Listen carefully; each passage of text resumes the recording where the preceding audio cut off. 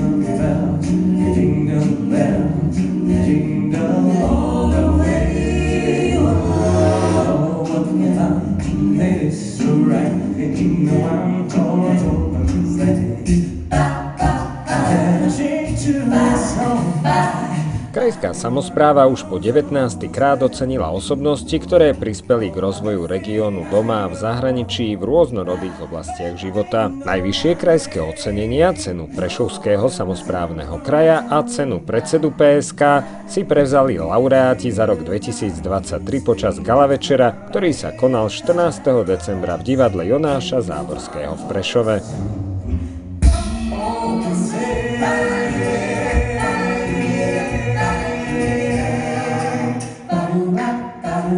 Podkarpatské vojvodstvo si prevzalo cenu predsedu PSK za dlhoročné priateľstvo a partnerstvo, intenzívny rozvoj cezhraničnej spolupráce a mimoriadnu angażowaność pri podpore karpackiego regionu. No oczywiście bardzo dziękuję, to duże wyróżnienie dla województwa podkarpackiego.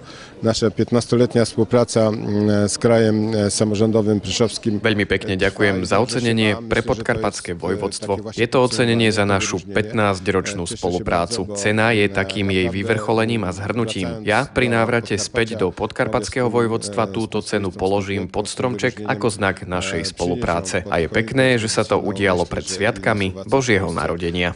To dobrze, že to się wszystko dzieje przed świętami Bożego Narodzenia. Cenu predsedu PSK si za výnimočnú dlhoročnú činnosť v oblasti odborného lesníctva, lesného hospodárstva a ochrany prírody Prešovského kraja prevzal lesník a ochranár Mikuláš Michalčík, ktorý výrazným spôsobom prispel k rozvoju lesníckych škôl a do roku 2003 stál na čele štátnych lesov TANAPu. Berem to ako ocenenie tých generácií lesníkov, ktorí vlastne pracovali na tom, aby tá príroda a ten les bol v takom stave, ako je. Pretože myslím si, že napriek dehonestovaniu v určitom období v našej roboty nastáva chvíľa, keď ľudia začnú chápať, že tí lesníci sú skutoční ochranári. Predseda PSK ocenil tiež vydavateľa, básnika a prekladateľa Petra Milčáka, ktorý si po revolúcii založil vlastné vydavateľstvo pod názvom Modrý Peter. Ocenený bol za výnimočný prínos v oblasti rozvoja slovenskej literatúry a knižnej kultúry. Myslím si, že málo kedy sa berie kultúra vážne a že ostáva tak trošku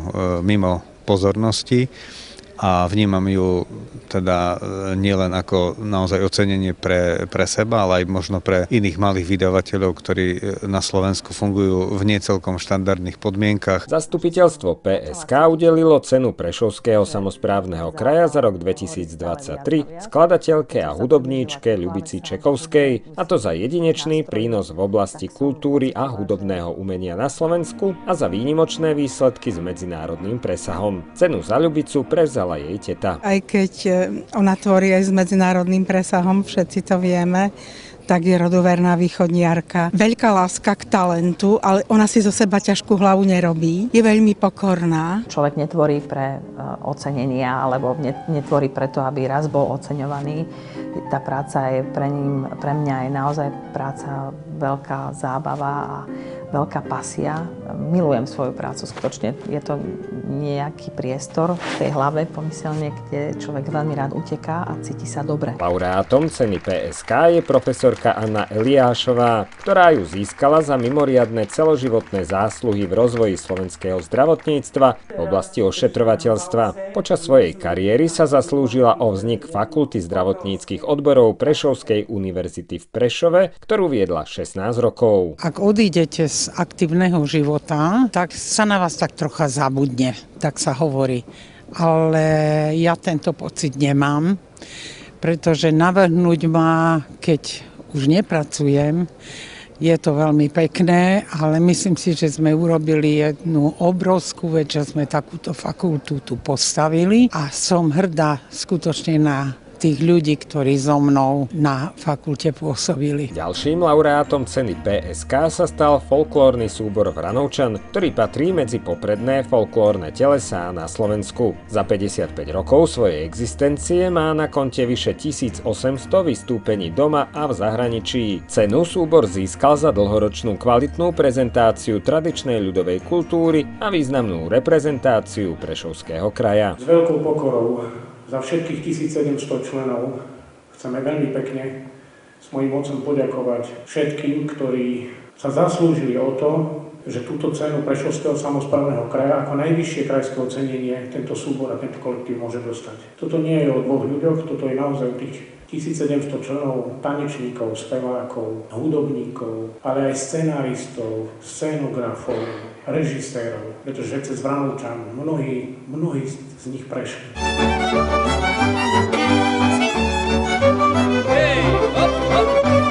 Myslím si, že všetci, čo sa tomu venujeme už dlhšie, že už je to tak v nás, že naozaj to človek ani nevie opísať ten pocit, keď je tu na sále a tancuje. Slunce miešo zviozdecký, slunce miešo zviozdecký, náš viac pôsobil. Najvyššie krajské ocenenia sú Prešovským samosprávnym krajom udeľované nepretržite od roku 2004. Ani tentoraz na pódiu nechýbali slova chvály, porozumenia a predovšetkým vďaky. Záver roka je tou najvhodnejšou príležitosťou poďakovať sa.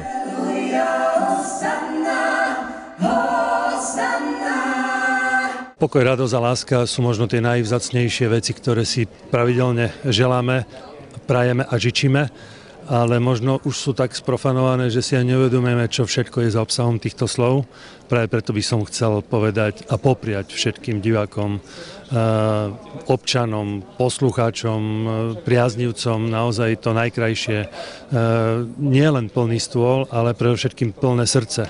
Aby sme si všímali toho, kto kráča popri nás, toho, kto je v núdzi, toho, kto potrebuje možno aj našu pomocnú ruku, ale aj toho, kto možno potrebuje iba náš úsmev, lebo tomu dá nádej do ďalších dní.